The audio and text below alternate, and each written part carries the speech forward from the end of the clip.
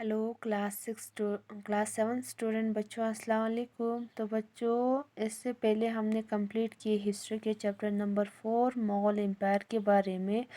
उसके question answers भी किए, पूरा यूनिट जो है हमने कंप्लीट किए। तो आज हम पढ़ने जा रहे हैं सिविक्स का एक चैप्टर जिसका नाम है जेंडर एंड इनइक्वालिटी। तो जेंडर जो है, एक्चुअली मेल और फीमेल को जेंडर कहा जाता है। एंड इक्वालिटी मीन्स बराबरी, जो मेल एंड फीमेल में जो बराबरी है उसके बारे में आपको स्टडी करनी है। तो सबसे पहला क्या करना है, what will we learn about. तो इसमें हमें क्या पढ़ना है, gender associated in equality in society के बारे में, जेंडर बेस्ड स्टीरियोटाइप के बारे में, जेंडर इक्वालिटी इन डेमोक्रेसी के बारे में। तो यहाँ पे फर्स्ट स्टेप जो है आपको क्या करना है, write M against the occupation that we think are generally associated with and W against the occupation associated with women. तो यहाँ पे वो काम, वो ऑक्यूपेशन जो काम मर्द कर सकता है उसमें आपको एम लिखना है, जो औरतें कर सकती है उसको आपको डब्ल्यू लिखना है। पायलट जो है आपके हिसाब से मर्द कर सकता है या औरत कर सकती है।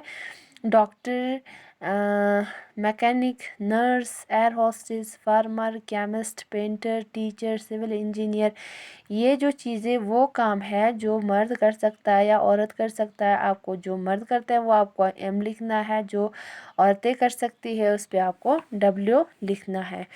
तो सबसे पहले हम स्टार्ट करेंगे। You must have heard the term gender being a boy or a girl is important part who we are. तो जैसे कि आप लोगों ने टर्म सुना होगा जेंडर के बारे में, एक्चुअली आप लोगों ने सुना होगा जैसे कि बॉय एंड गर्ल जो है हमारे एक इम्पॉर्टेंट पार्ट है। हु वी आर, हम कौन है, उसमें एक इम्पॉर्टेंट पार्ट है कि हम लड़का है या लड़की है। Beginning from the moment of a child is born he or she is labelled as a boy or girl. जब कोई बच्चा पैदा होता है उस टाइम पे उसको एक लेबल, मोहर दिया जाता है कि ये लड़का है या लड़की है। This label determine the identity of a child. इससे ये पता चलता है, उस बच्चे की आइडेंटिटी पता चलता है कि वो लड़का है या लड़की है। हु दे आर, वो कौन है। व्हाट दे विल बिकम, ये क्या बन सकते हैं। और where they can go and where they not, या वो कहाँ जा सकते हैं और कहाँ नहीं जा सकते हैं। वो हम बच्चे जन्म के टाइम पे हम उसको एक लेबल डाल देते हैं। The various occupational option available to them, physically capable and so on, जैसे कि वो फिजिकली कितना कैपेबल है या उसका काम क्या है, वो कहाँ जा सकते हैं कहाँ नहीं जा सकते हैं, वो सारी चीज़ें जो है हम बच्चे के पैदा होने के टाइम उसको वो लेबल डाल देते हैं।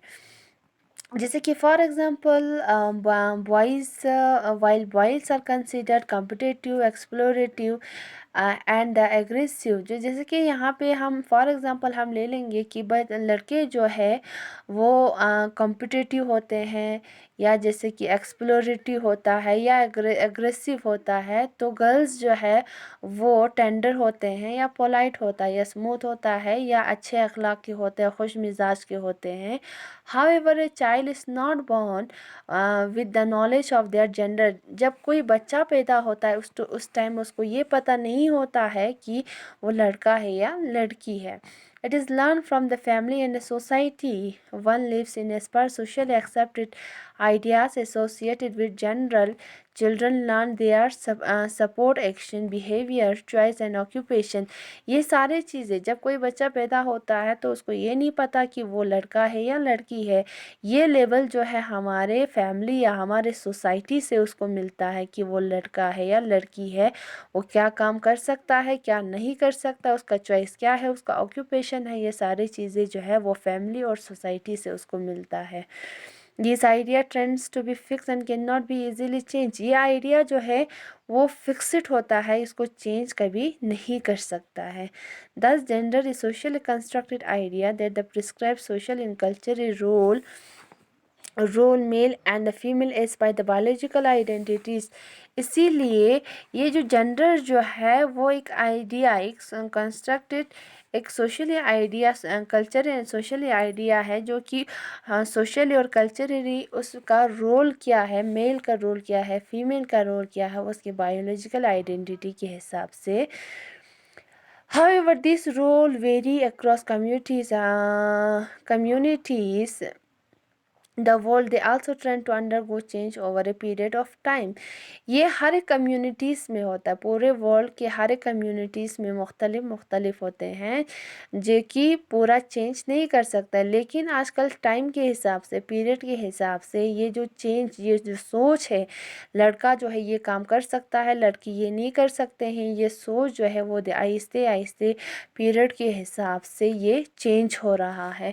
तो जिसकी वजह से जो इक्वालिटी है, जो जेंडर इक्वालिटी जो है वो क्रिएट हो रहा है। तो पहले ज़माने में क्या होता था कि लड़का और लड़की जो है उसमें फ़र्क किया जाता था। लड़का जो है वो बाहर का काम कर सकते हैं, लड़की जो है घर का काम कर सकती है। ये जो स्टेरियोटाइप वहाँ पे क्रिएट होता है, जो इनइक्वालिटीज़ क्रिएट होता है, डिस्क्रिमिनेशन क्रिएट होता है on the basis of gender, आजकल जो टाइम के हिसाब से, पीरियड के हिसाब से वो आहिस्ते आहिस्ते चेंज हो रहा है। तो नेक्स्ट हम पढ़ेंगे इसके बाद फॉर्मेशन ऑफ जेंडर स्टीरियोटाइप, वो हम नेक्स्ट चैप्टर में पढ़ेंगे। तब तक के लिए थैंक यू, खुदा हाफिज़, टेक केयर।